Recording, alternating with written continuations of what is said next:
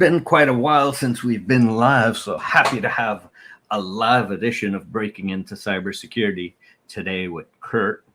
Kurt's going to share his background and share some of the skills and competencies that he has learned over the years that have been great for leadership. Kurt, do you want to give the audience a little bit background about yourself, and then we'll start to jump into it? Sure. I currently work for Splunk as effectively a solution architect leader. We have and focus on cyber in our realm. Splunk is a very broad platform, and of course we have many use cases, but I tend to focus on security more than anything. I've been at Splunk 8 years. Before that, a myriad of companies, BMC, IBM, some small names, and you did some leadership throughout most of them. And so I think that should help with a good conversation today. So perfect. So, well, let's jump in. So based on your background, like while you're an individual contributor, I'm sure you've led teams over the years. Why did you choose to go down the leadership route versus the individual contributor route? Yeah, it's a good question because I seem to have debated this a lot in my career. It was, first of all, mentors helping me make that decision. I think that's incredibly important, is opening yourself up to somebody. So mentoring is great, but sometimes you don't take it to the right level. You don't say, hey, this is what's in my heart. And I think that's one of the things I did right, was I was open with my mentors. And those mentors, and I could name several that were just instrumental in saying, hey, no, I think now that I've heard you say that you want to try leadership and you're interested, let's start you down that journey. And that started at several places, but it was always the ability for me to just at least be open and honest and say, I don't know what I don't know, but I've always wanted to give this a shot. And I think that the best part was I had folks, I could name a couple, but I'll leave them out of it, that were just so awesome about it. They were like, hey, look, it's okay to want to try. And even if you fail, which we don't think you will. And of course, then they're sitting there propping you up. They're saying, hey, go do this, read this, talk to these folks that are newer in leadership, talk to this person who's been doing it for 30 years and sort of see if it resonates. And so just to me, it was validation. It was awesome by getting it from those mentors. But I think beyond that, also the fail quick mentality, like, oh, you screwed up, no big deal, just don't do it again. So I don't know if that answers your question, but that's kind of how I feel like I got really nicely pulled into it and shepherded into it more than anything.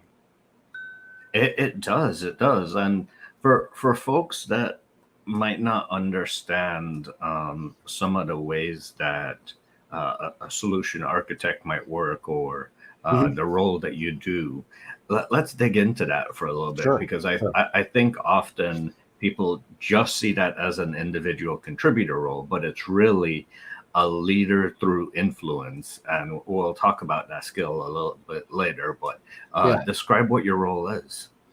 So I lead that team, but our responsibility will be to do things like positioning workshops with customers, positioning different use case with different customers.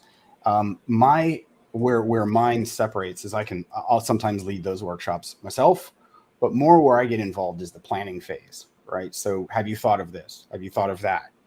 You're from your cyber defense perspective, because largely Splunk is, when I talk about Splunk and using Splunk as a security, it's a defensive measure. You can get a little offensive if you want, but I'm largely going to say I'm focused on that for the purposes of this discussion. So if we hone in on that, then I'll come in and I'll try to talk to that CISO, that director of security, that VP of security. It really just depends.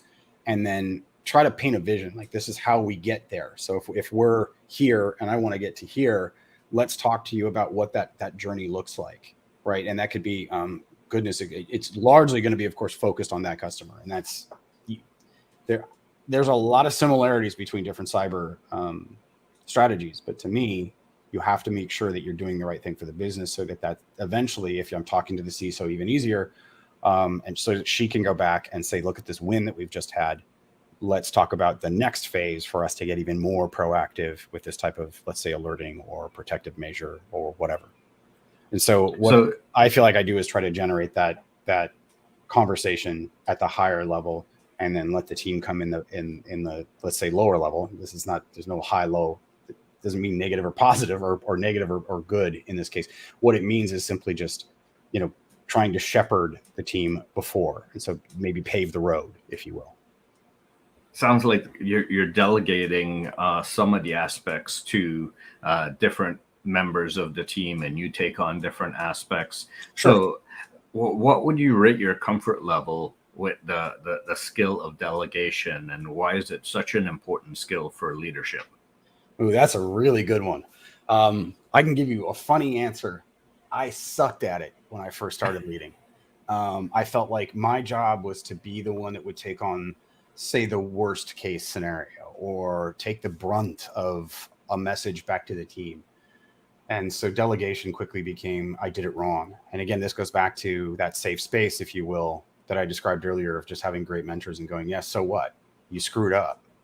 Or actually, I distinctly now am reminded of a discussion I had with a mentor who I still talk with, geez, on a weekly. And he was saying, why don't you tell me about a case in the last week where you've delegated? And there was a lot of crickets chirping. There wasn't just one or two. This was just a complete dead silence. And he's like, I think you need to go focus for the next month on that. And because, delegation to me when I was growing up, for whatever reason, in my vocabulary was some sort of negative word. And I had to get over that. And so what I learned to do was collaborate. And so to me, that felt more like it wasn't a delegation. So I'll give you an example. One person cannot scale.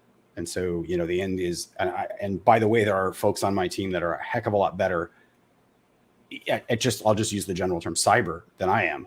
And so why would we deny them if you have this control aspect, deny the customer? And so delegation is twofold, but I think it has to be collaborative. Hey, I got this opportunity to help this customer. Kind of, maybe you might take at it from like, who wants to help? And you're sort of maybe in a team Slack or a team, workspace. You're just saying, hey, who wants to help? Or you might say, hey, this is specifically around automation. There's a guy on the team that I'm obviously thinking of in the back of my head. And I know he's going to crush this one because they need that level of automation. Comes from that background. So maybe you might sign that person up. I mean, the expertise that once you get your ego out of the way, and I think there was some ego in it early on for me, but I think it was uncomfortable to delegate. It felt negative, and you have to get past that pretty quick. And then once you do, you try to make it a collaborative experience. That dovetails right into the next skill that we talk about a lot, which is collaboration. How would you rate yourself on collaboration, and why is collaboration in its own such an important skill? Wow. Goodness, when you're looking at a potential security breach at a customer, you really think you're going to see everything? So that would be my answer.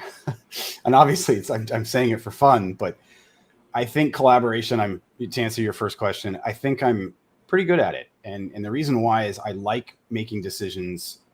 It's probably my background. I did a lot of early work in my career in Japan, and, you try to collaborate. You're sitting around, you're talking about, well, is this going to work? How do we implement this feature? There's no native way to do this and say the solution I'm doing it in. And I'm speaking of obviously a personal example, but you try to collaborate, and then you move forward, and then you iterate together too. I think that's the most important part, is you come back to that team and go, oops, look, this changed. Anyone have any ideas to how to get around this? And when you do that, and I'll say as far as that goes, it's really awesome to see the type of solution it comes to bring to bear, right? Because you're sitting there going, look at all the biases I have. And the bias, I mean, just to be clear, a bias can be like, I never thought of that, or I've never experienced that, therefore it never entered into my brain. So to me, it's really about just expanding your horizon, because the more you can get their perspective, their meaning the rest of the team, and expand it out, then go. Now, the trick is, and this is what I've learned, is analysis does equal paralysis if you just sit there all day. And so at some point you do have to just go and fail and come back, go, fail, and come back. And that's that fail quick message. There's tons of books on this. John McMahon talks about this from a sales methodology perspective, is just make those quick decisions and get through it. and then come back to the drawing board when it's needed. Because, I mean, I've worked on my house and it's never gone as I originally planned. So, and cyber is how much more complex than a 2x4 and some screws. So, I absolutely love that. Hello, humans, to Greg Does Stuff over on Twitch.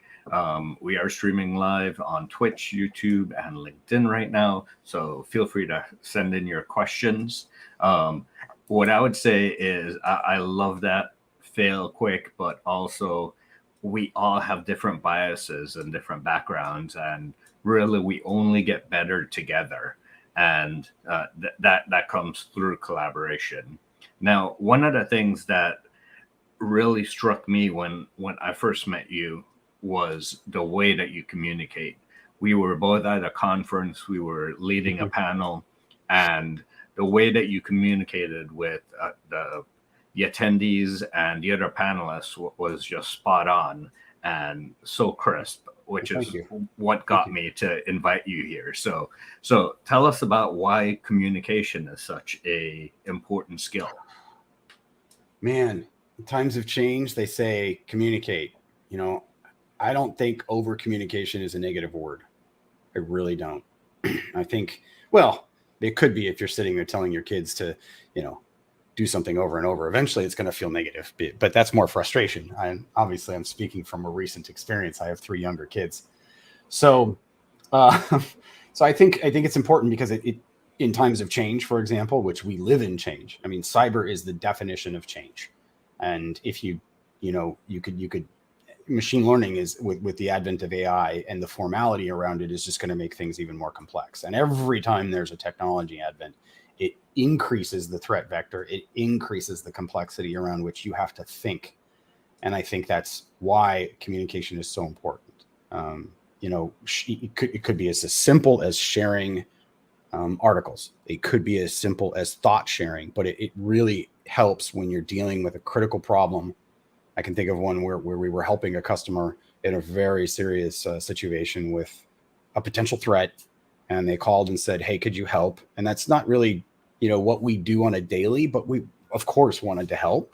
And that goes back to collaboration, but it goes back to that Slack channel and the phones that we had flying off the hook just between the 5 of us were nuts, right? So communicating just eliminates barriers quickly, and it goes back to fail quick. Well, don't do that because I've tried that before. Oh, you have? I didn't know that. So I think it all ties together. So how would you help someone have communication listed on their resume? How would you help them show that they have that skill set for hiring managers? So at Splunk, we call them working groups. Is one way to document, hey, I was part of a working group or I led a sub stream on a working group. I think, and then you need to talk about it. And so you need to get a hook, obviously, and the hook is what grabs, and I'm using a fishing analogy even though I don't fish much. So it hooks that person to get them to see that collaborative function. I guess you could use a keyword, but really, and then tell a story. Everything I do, I think you kind of mentioned it with your very kind, way you framed it, was everything I try to do is story based. I try to get a little fun in there to break things down. There's times when you should do that. There's times when you don't. If you're facing a P1, it's probably not a great time to start talking about what do you call a sleeping bull, a bulldozer. Don't do that. Let's keep focused. Maybe pop your funny dad joke after it's all good. So really just hook resume with a written or a LinkedIn, and then have a story there. Have a story about how that working group or collaborative approach to a project, another way to look at this. And it doesn't have to be a real serious change in the organization. It just has to be, I collaborated with these individuals, and you need to show a little bit of thought leadership as well. Aaron mentions communication is by far the most important thing in business, especially in the tech field. And one of the things that we're lacking that causes some of the things that we're witnessing today. And I'd agree with that. Lack of communication can cause a lot of misconfiguration, tech issues, slips in processes, things like that. Yep. And that's why I mentioned the change aspect. And I think it's doubly, triply, whatever, critical when you're going through change. And that's thing in cyber and in IT and in tech that we have an abundance of that'll never stop. So as we start to think about the next skill, the skill of influence, how would you describe that?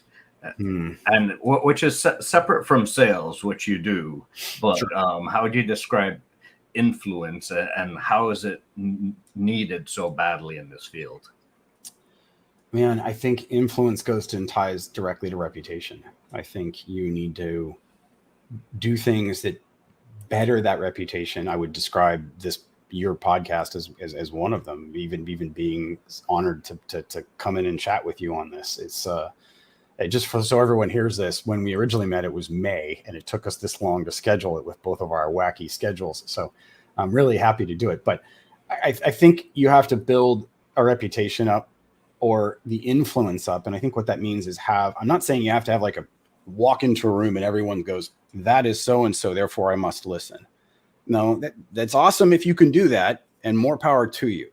What I'm getting at is the influence to me is more about telling, again, and I might come back to another story, but you're talking to that customer and within that short time, or you're talking to someone that needs to hear that you know what you're talking about, you need to give them some proof. There needs to be some credibility to that ability for you to influence the conversation. You cannot do that without the credibility, Mark. Kirk does know what he's talking about because he's lived it.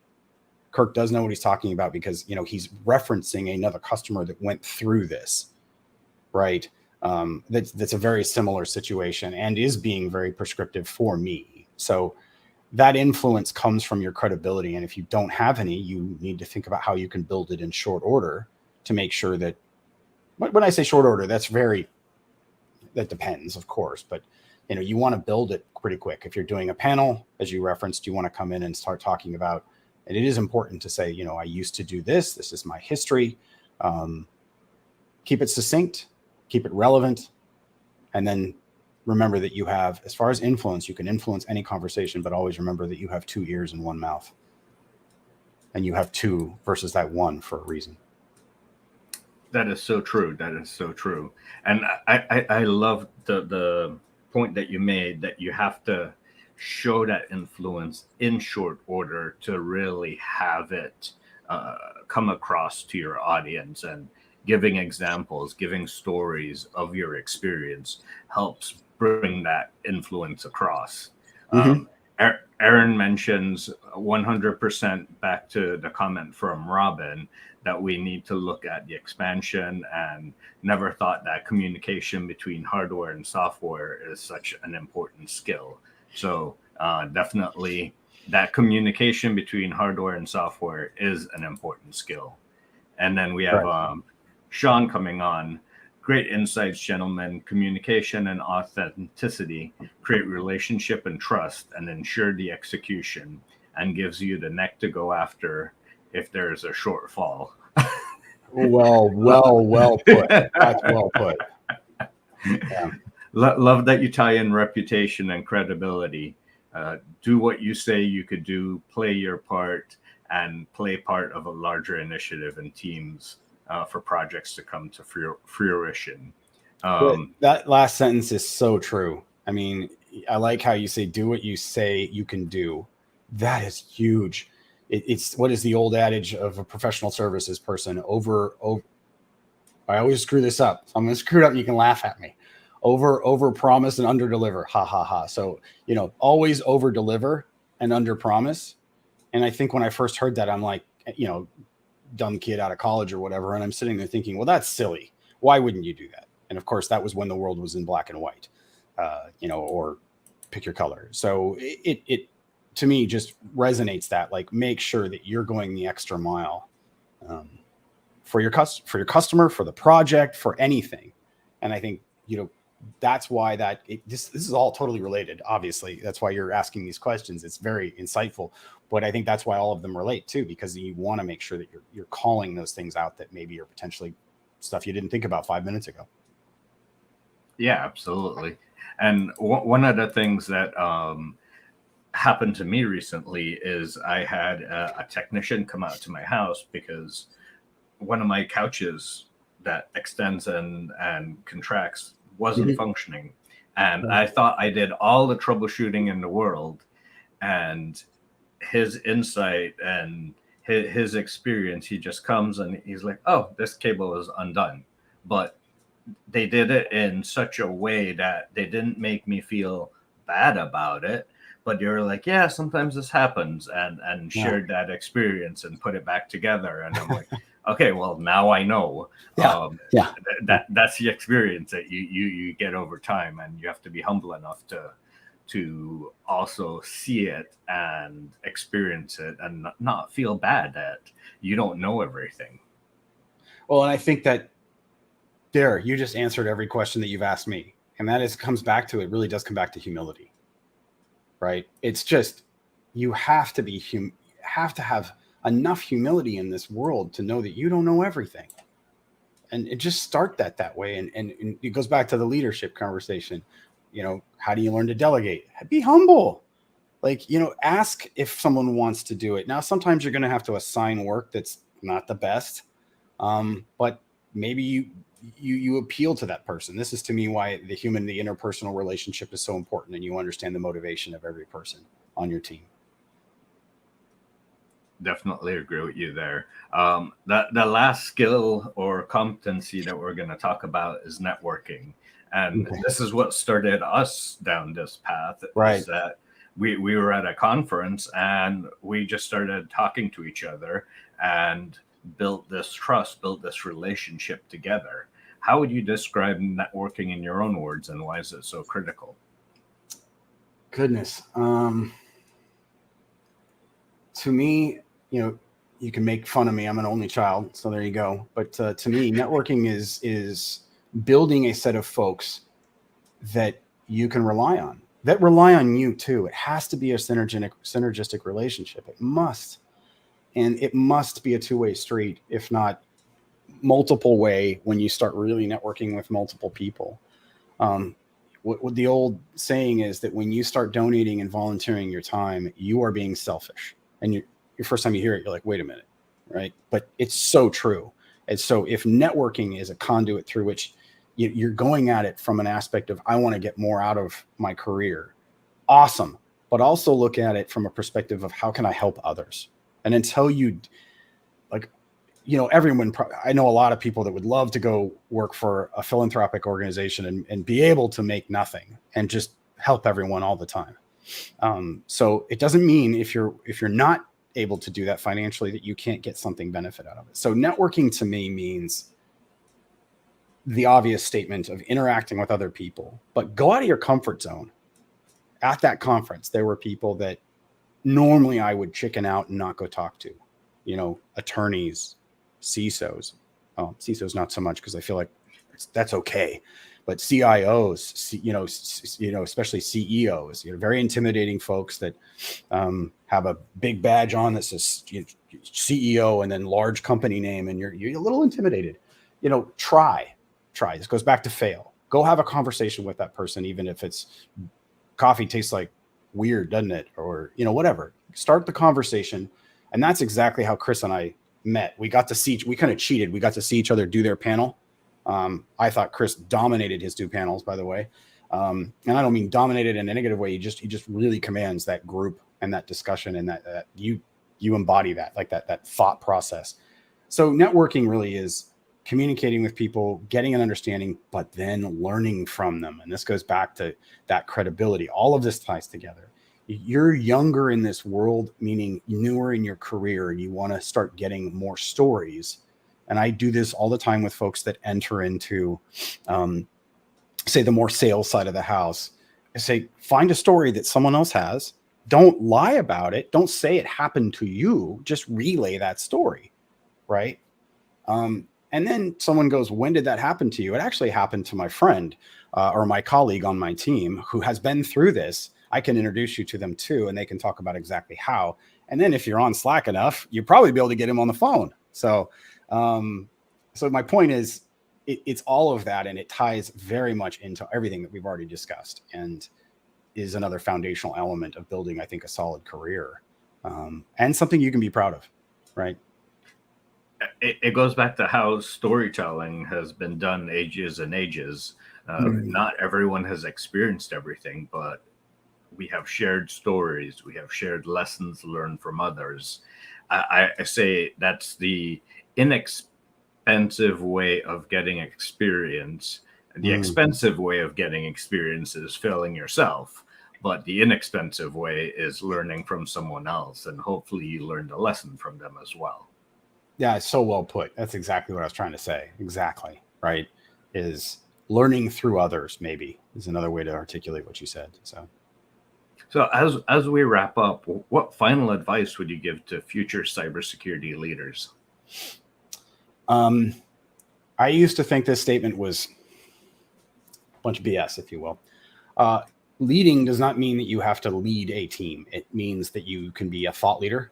So this goes back to one of your questions about sort of being an individual contributor or a leader of a team. The word leader is so broad. And if you look it up, I think I would encourage people that are starting out, look it up in the dictionary. Go look at what a very smart person has created that definition to be. It doesn't have anything to do with the definition itself, does not have anything to do with leading a team. And so then you can start to, once you have that definition, at least this helps me, you can start to figure out where in your career you want to lead.